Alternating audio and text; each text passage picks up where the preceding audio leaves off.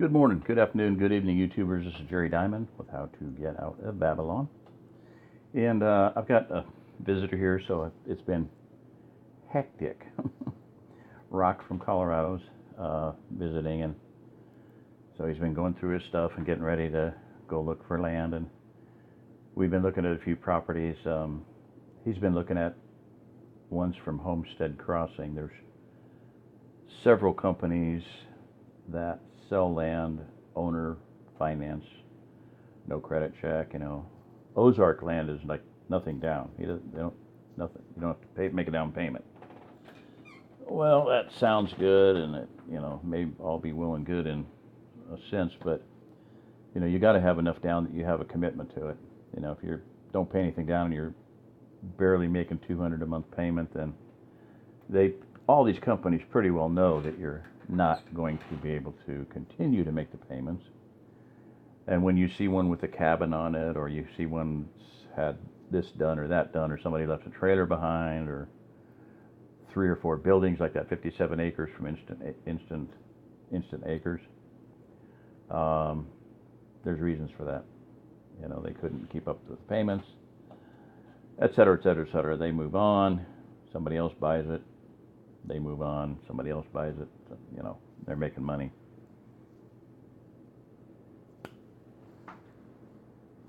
Hand over fist. So, we'll all need to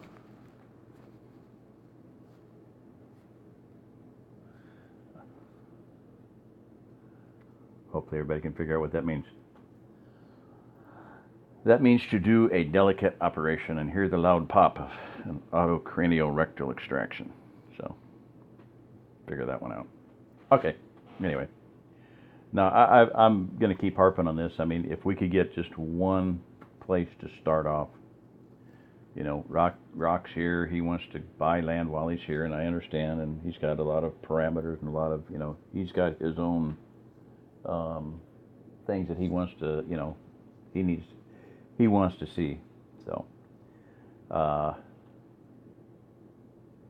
cover all the bases, basically. So, that being said, I understand. And another brother came out from Wyoming about 1 acre, and I wish to heck he would call me. From the time he got here several months ago, I have not heard a peep from him. And I don't like that. Yes, maybe he's been busy, and yes, maybe he's living off grid, and yeah, maybe his phone got broken and all that good stuff, but it's a concern. Like I said, the sister that I hadn't heard from for, I think, a year and a half, got in touch with me, and that was a blessing. So I hope this guy will. Yeah, I'm just going to check here. But so, and I know I'm just kind of yammering here. August 17th. So we looked at several properties. I'm just going to go through a few of them. Not a whole lot, but I just wanted to point some of these things out. 5 acres would be ideal, at least 5 acres, just because of the well and septic. This place here is very interesting. It's got a creek footage where you see that little clearing right there. There's a cabin there, and then it's a steep hill down to the river, the creek, Bryant Creek, I believe it is. But there's some interesting ones out there. That's 7.1 acre, approximately 440 feet on one side, 560 on the other side, and 622 feet along the flattest side. Well, the flat side, the longest side, which would be the river, would be a little bit longer than that. But there's some very interesting places. That's another shot of it. They have several that are fairly close to Hodgkin Mill, and I would highly advise living near one of those. And one of them has that's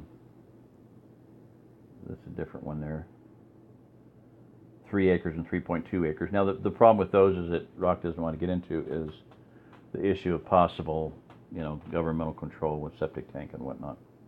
Some of them you have to have a septic tank. Listen, if I buy property out in the middle of nowhere, you can do whatever you want, as far as I'm concerned. But the government may not see it that way. So he's right, and not doing anything that could get him, by the short hairs down the road, because he's only got enough money to do.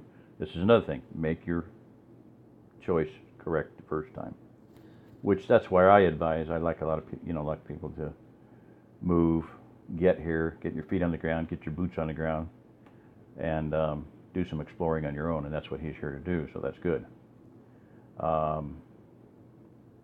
Other people have moved here sight unseen, and that's worked too. So it's just you got to make your decision and live with it. So anyway, Homestead Crossing is, I like a lot of the things that they do or don't do that Instant Acres does, and that's have a lot of covenants. And another thing they do here is they have all the payments paid the first year, including the down payment, and any extra money paid will be subtracted from the sales price with no interest. That's decent. That's really decent. So you make a good down payment, work your butt off to pay it off in the first year, and you can do it. We paid off a $20,000 property in 1 year. So now that's with 3 people working, but hey, 2 people working, you could do it. Working extra hours, you could pay it off in a year. So no mobile homes, junkyards, dumps, etc., etc. Yeah, I understand that. So they got some, and it depends on some of the areas. Some of them have more strictures because they're closer to a town. One of them, they specifically say this is out in the country and you can do whatever you want. So, but no structure of a temporary nature, mobile home. Sorry.